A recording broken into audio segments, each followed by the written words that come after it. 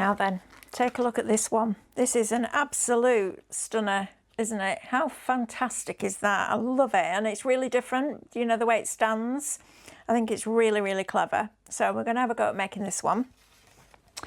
And what I've done is we've taken a card blank. Let me just see if that's, yeah, so a rectangular card blank. You'll have the measurements in your magazine. And we've just cut a nice dark green piece of solid card, and then this beautiful paper. I mean, I'd like that in 12 by 12 personally, to put in a frame and then decorate. I think it's wonderful. And then another strip for the top part here. Okay, so we've already gone ahead and done that bit.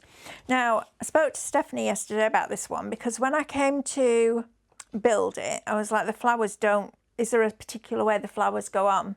And she said, no, what they've done is taken a foundation die from maybe something like the Wild Silk collection, or a different doily that we've done before, and used it to create a Christmas wreath. So go back through your collections and have a look and see what you've got.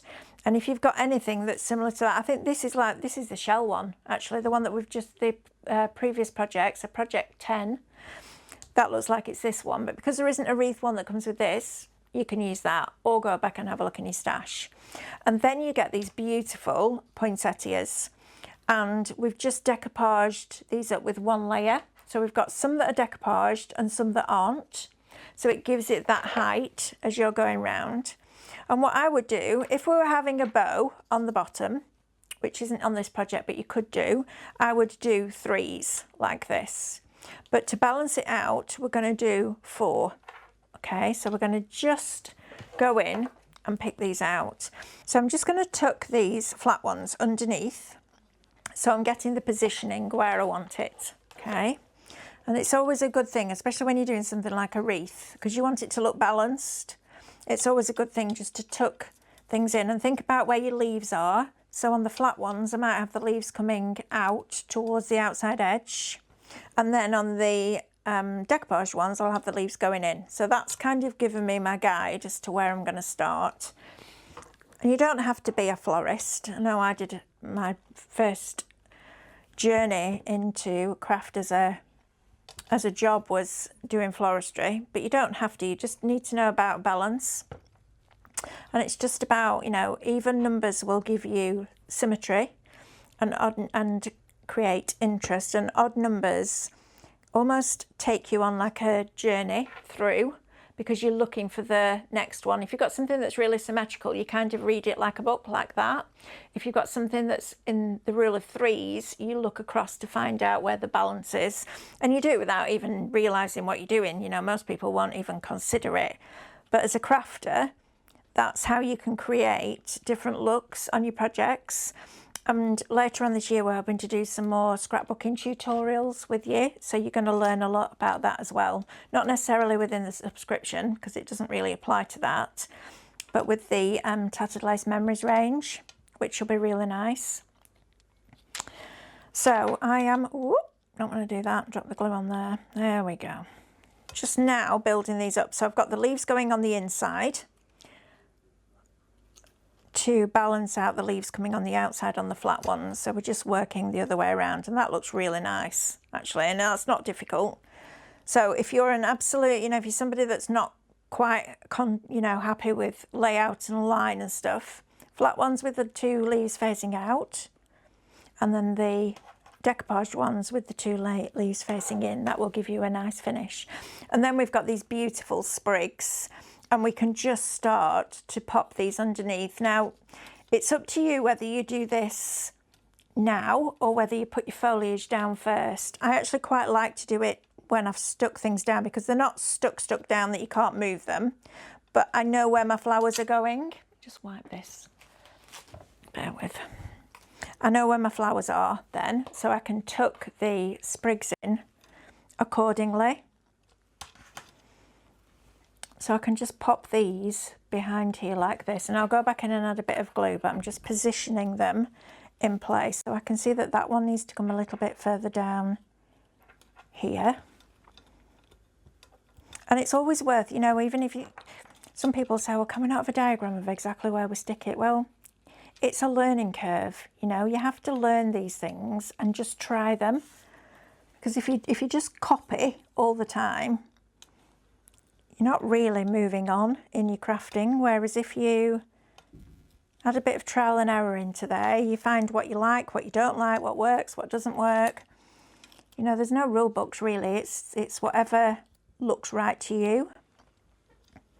That one's already stuck in that pin flare, as is that. This one needs a little bit more under here. And that one's actually stuck pretty sturdy as well, so that's good. So we've now got our wreath.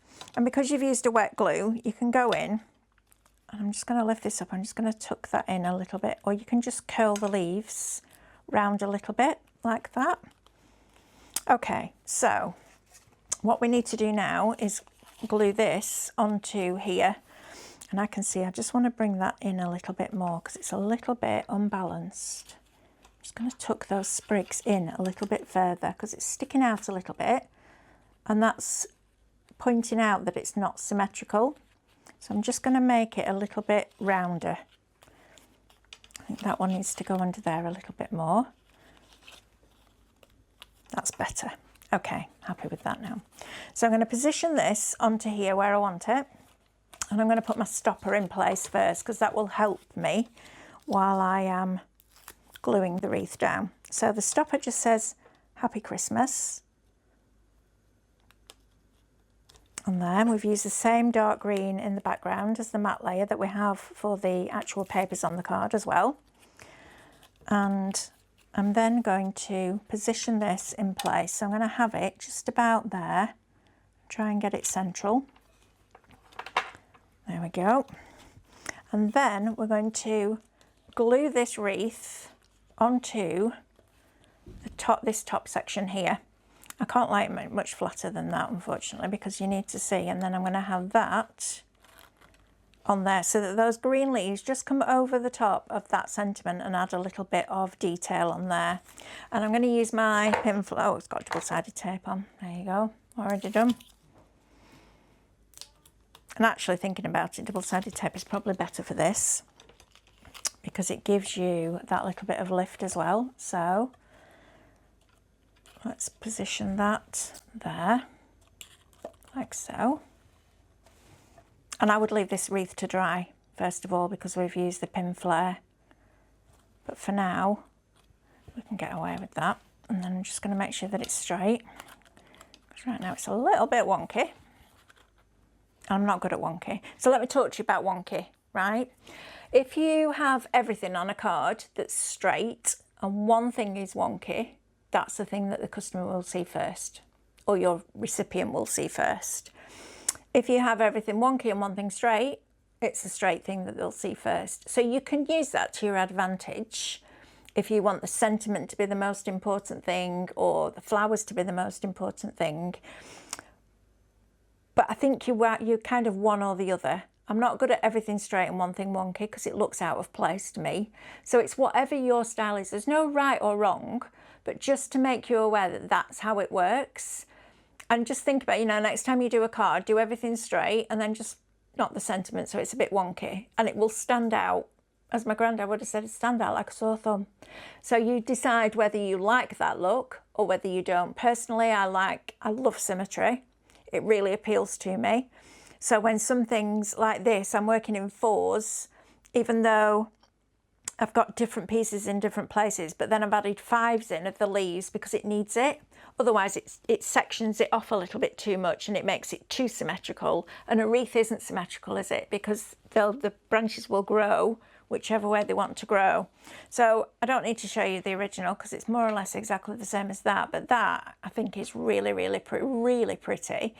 And it's just a different way of using those foundation dies that we all have. And it could just be that you do a circle within a circle with your nesting dies, or even an oval within an oval, or a square within a square.